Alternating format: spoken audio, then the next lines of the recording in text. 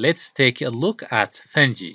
Microbiologists use the term fungus or fungi, that is a Latin word which means mushroom, to describe a kingdom of eukaryotic organisms that include yeasts, molds, and mushrooms.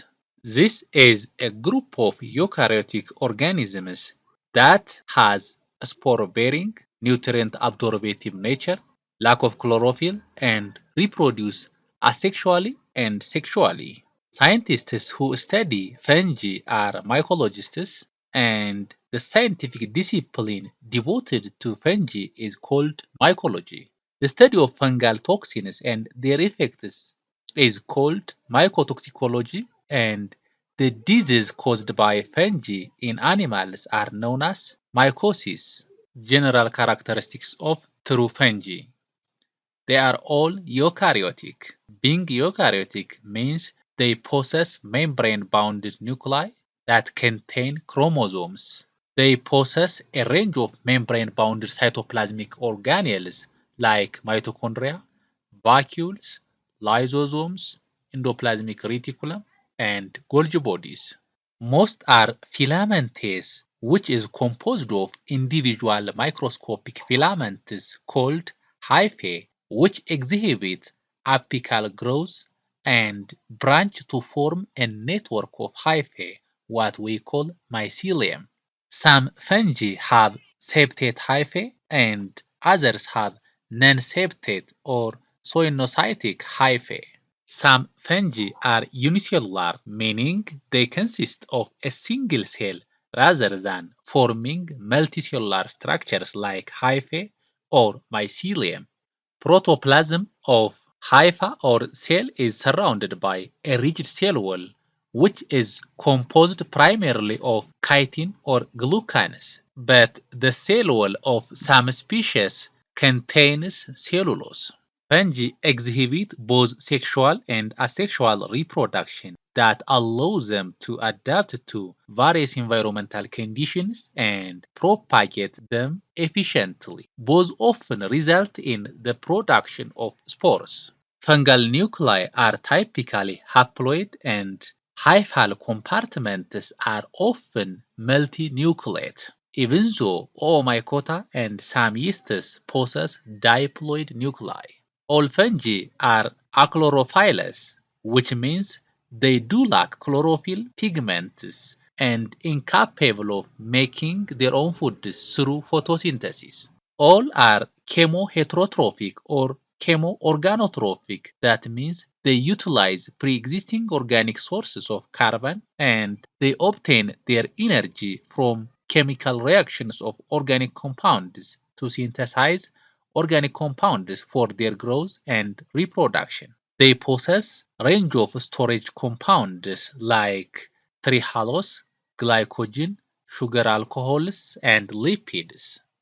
Fungi has various ways of nourishment mechanisms that include saprophytic, parasitic, and symbiotic. Saprophytic nutrition is a mode of heterotrophic nutrition in which fungi feed on dead or decaying organic matter. Parasitic nutrition is a mode of heterotrophic nutrition where fungi derive nutrients from a living host organism, often causing harm to the host. Symbiotic nutrition is a mode of nutrition where fungi form mutualistic beneficial relationships with other organisms. In such interactions, both the fungus and its partner organism benefit from the association, making it a form of mutualism. When we see the ecology of fungi, fungi colonize nearly all environments on Earth, but frequently found in cool, dark, and moist places with supply of decaying materials. Since they are saprobes that decompose organic matter, fungi live on other organisms by forming mutualistic associations. That means fungi establish complex mycorrhizal associations with roots of plants and form a symbiotic relation with algae or cyanobacteria to form lichens. In this case, Photosynthetic organisms like plants and algae provide energy derived from light, carbohydrates, and the fungus supplies in return minerals or protection. Let us see classification of fungi. Many mycologists recognize five major groups or phylum of fungi, although recent genomic evidence indicated that chytrids and zygomycetes are paraphyletic. Paraphyletic is a term used in phylogenetics to describe a group of organisms that includes a common ancestor and some of its descendants. The current classification of fungi includes Chytridomycota, Glomeromycota, Zygomycota, Ascomycota, and Basidiomycota. Chytridomycota, commonly known as Chytrids, is a phylum of fungi characterized by producing flagellated spores known as zoospores, which are unique among fungi as they are motile. This makes them well adapted to aquatic or moist environments.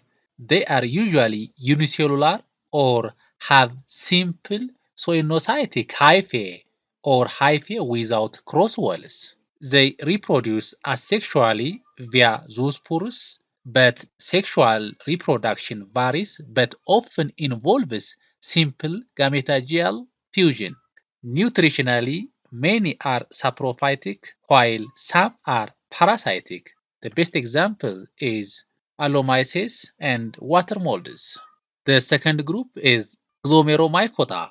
This is a phylum of fungi known for forming avascular mycorrhizal symbiosis with the roots of most terrestrial plants. These symbiotic relationships are crucial for plant nutrient uptake and soil health, so they play a vital role in ecosystems and agriculture. They form mutualistic relationships with plants where the fungus provides the plant with nutrients like phosphorus and nitrogen. In turn, the plant provides the fungus with carbohydrates. They reproduce asexually via large multinucleated spores and produce soinocytic hyphae that extend from the plant roots into the soil to increase roots absorptive surface area. The best example is mycorrhizal fungi. The third phylum is Zygomycota. Zygomycota is a former fungal phylum. This Zygomycota was known for fungi that reproduce sexually via formation of a unique thick-walled structures called zygosporangium. These fungi are mainly terrestrial and often found in soil by decaying organic materials, and sometimes they exist in parasitic forms. They have soinocytic hyphae or non-septate hyphae with multiple nuclei. The best example is Rhizopus and Mucor. The fourth group of fungi is Ascomycota.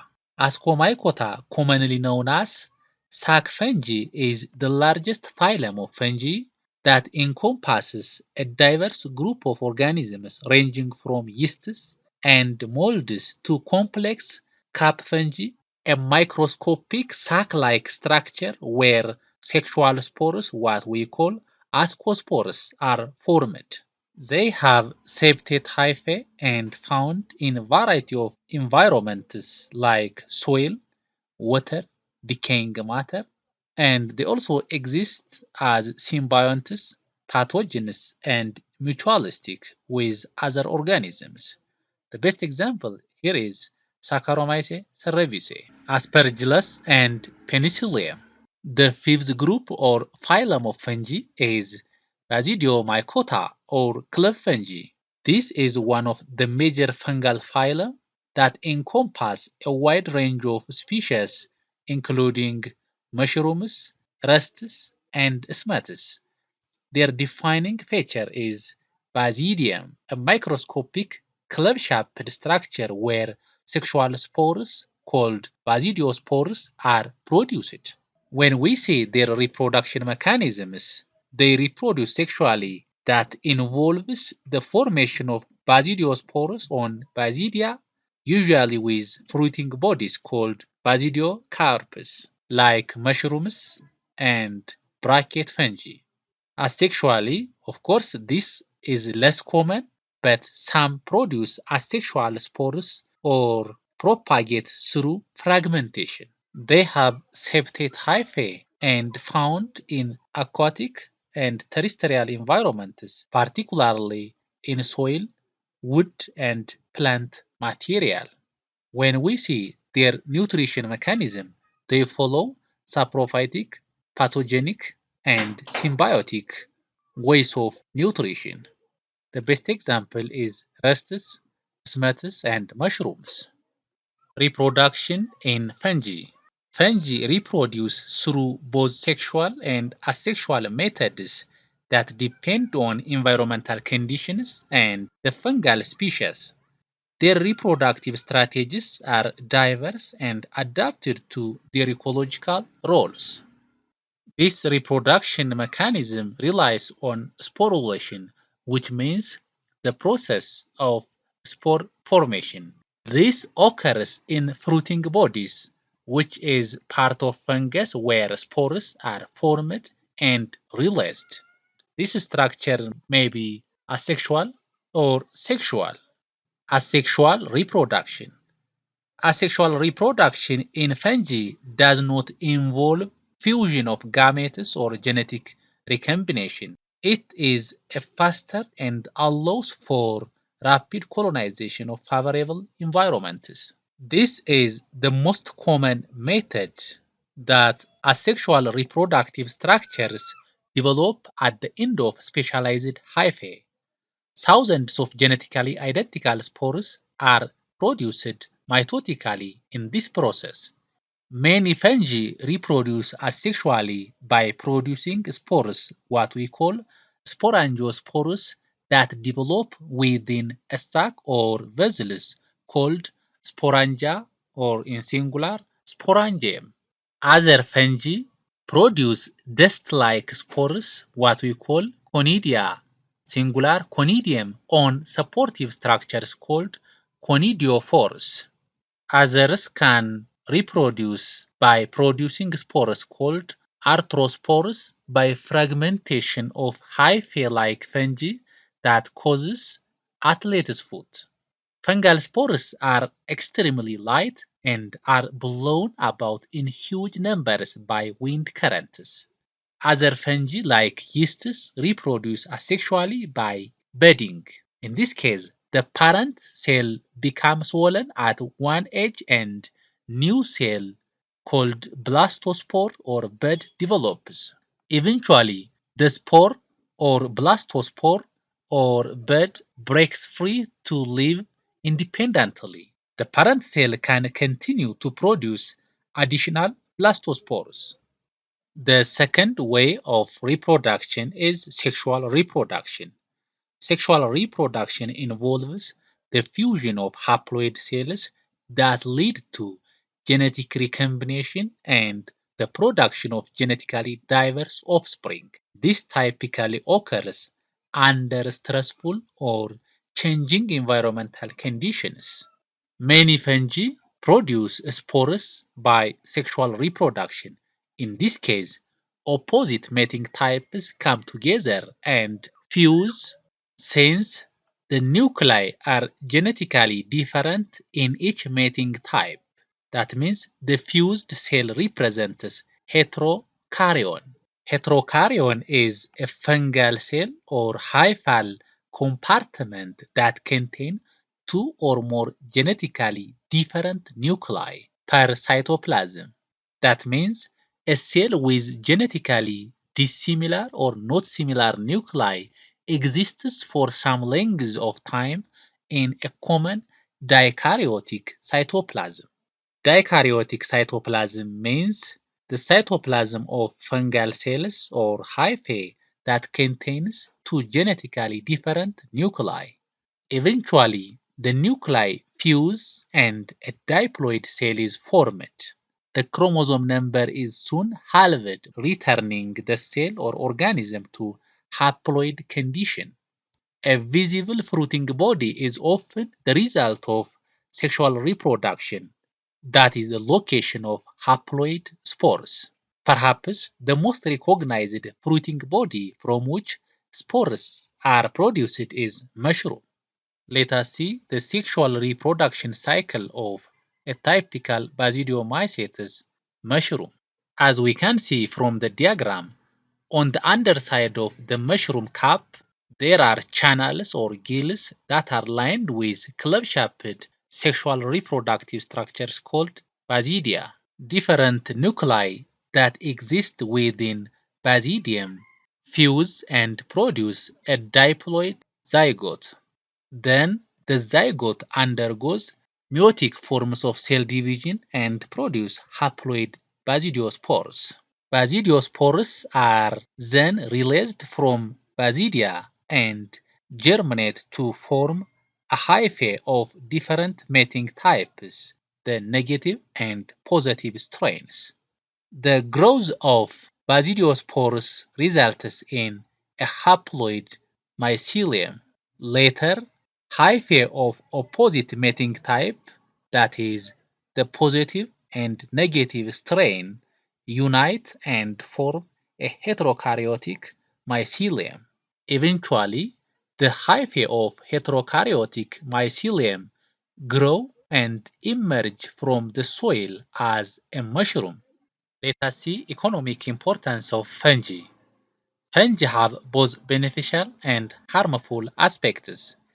When we see the beneficial aspects of fungi, fungi exists as saprobes that they able to break down complex organic substances to recycle nutrients for the continuity of life on Earth. Edible, wild, or domesticated varieties of mushrooms or basidiomycetes are important as food sources. Many fungi are essential to many industrial processes that involve fermentation. The best examples include food processing to make bread, cheese, soy sauce, injera, and etc. In alcoholic beverage to produce talla, tej, beer, wine, sprites, and etc. In commercial production of organic acids like citric and gallic acid, and in certain drugs like ergometrin and cortisone. Molds such as Aspergillus species are used in production of citric, oxalic, gluconic, and itaconic acids. Some fungi also involve in fermentation to yield industrial alcohol, fats, and proteins. For example, a mold called fusarium can produce 12 to 15 grams of fat from a liter of 50% glucose solution within 48 hours. Fungi also play a major role in the manufacture of many antibiotics like penicillin and griseofulvin. They also involved in the manufacture of immunosuppressive drugs called cyclosporine. Some other fungi with actinomycetes are important sources of antibiotics such as penicillin, amphotericin B, adriamycin, and bleomycin, etc. Fungi are useful tools for studying complex eukaryotic events like cancer and aging within a simple cell. When we get back to harmful aspects of fungi, fungi are the major causes of plant disease, since plants are particularly vulnerable to fungal disease because fungi can invade leaves through their stomatas. Over 5,000 species of fungi attack economically valuable crops, garden plants, and many wild plants. Fungi also cause diseases of animals and humans. Molds, for example, can cause deterioration of fabrics, leather, electric insulation, and other manufactured goods in warm, humid climates. Fungi can spoil agricultural products like vegetables, fruits, and cereals if improperly stored. Mycotoxicosis, that means the ingestion of toxins of fungal origin, and mycetismus, that means mushroom poisoning through ingestion of fungal elements, can happen on human and animals. Okay, let us study some fungal toxin types. The first one is aflatoxin. This is mycotoxins which is produced by two closely related fungal species. These are Aspergillus flavus and Aspergillus parasiticus. These molds are found primarily in warm, humid climates where they can contaminate agricultural products such as peanuts, grains, cereals, sweet potatoes, corn, rice, and animal feed. They deposit this contaminated aflatoxin on foods and contaminate the food. And then when this ingested by humans, this can result certain cancers, especially in liver. This also can contaminate meat and dairy products. The second toxin is ergot that results in a disease called ergotism. This is caused by Claviceps purpurae, that is an ascomycete fungus producing a powerful toxin. This Claviceps purpurae grows as hyphae on kernels of rye, wheat, and barley. As hyphae penetrate the plant, the fungal cells gradually consume the substance of the grain and they result or produce a dense tissue that hardens into purple body called sclerotium.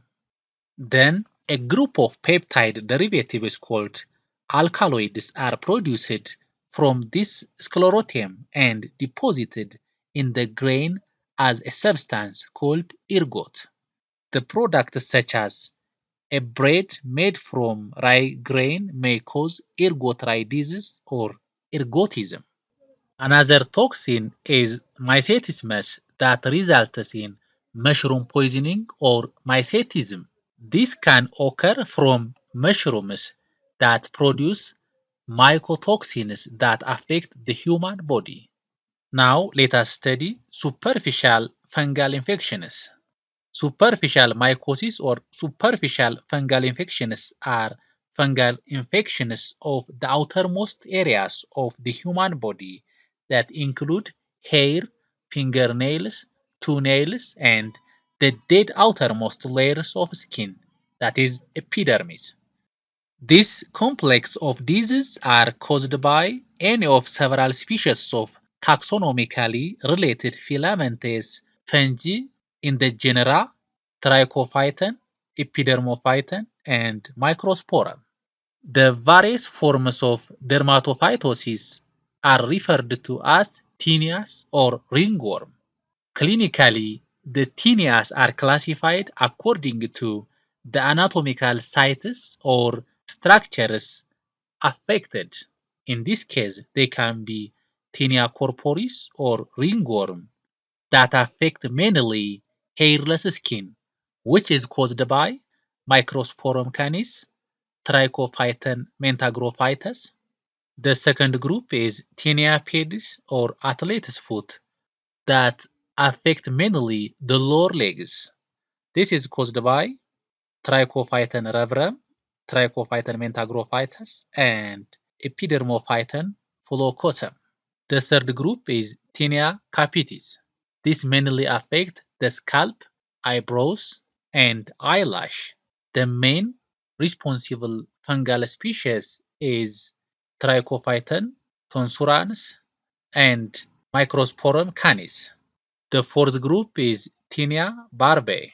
These affect beards, sometimes called beard ringworms. This is caused by Trichophyton reverum and Trichophyton mentagrophytus. The fifth group is Tinea anguem, also known as onychomycosis. This mainly affects the nails. This is caused by Trichophyton reverum, Trichophyton mentagrophytus, and epidermophyton flocosum.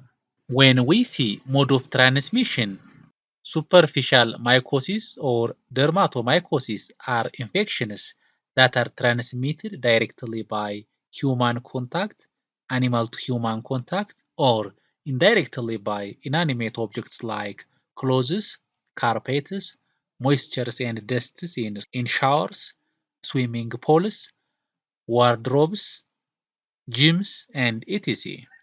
To prevent contamination, regular disinfection of showers and wardrobes can contribute to prevention of athlete's foot and a very frequent infection.